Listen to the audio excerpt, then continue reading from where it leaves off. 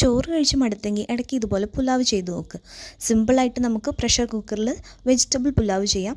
ഇത് നമുക്ക് ലഞ്ച് ബോക്സിന് കുട്ടികൾക്ക് കൊടുത്തുവിടുകയും ചെയ്യാം. 2 കപ്പ് ലോങ് ഗ്രെയിൻ റൈസ് നന്നായിട്ട് കഴുകിയതിന് ശേഷം ഒരു 20 മിനിറ്റ് സോക്ക് ചെയ്യാൻ വെക്കുക. നിങ്ങളുടെ കയ്യിൽ ബസ്മതി റൈസ് ആണെങ്കിൽ ഒരു 30 മിനിറ്റ്സ് സോക്ക് ചെയ്യാൻ വെക്കണം. ഒരു വലിയ കുക്കർ എടുത്ത് എണ്ണയും നെയ്യും കുറച്ച് ഒഴിച്ച് അത് ചൂടായി കഴിയുമ്പോൾ നമുക്ക് ഹോൾ സ്പൈസസ് ചേർത്ത് കൊടുക്കാം. ഇൻഗ്രീഡിയൻസ് ഞാൻ ഡിസ്ക്രിപ്ഷനിൽ കൊടുത്തിട്ടുണ്ടാവും. ഹോൾ സ്പൈസസിൻ്റെ കൂടെ കുറച്ച് കാഷ്യൂസ് ഞാൻ ആഡ് ചെയ്തിട്ടുണ്ട്, ഓപ്ഷണലാണ്.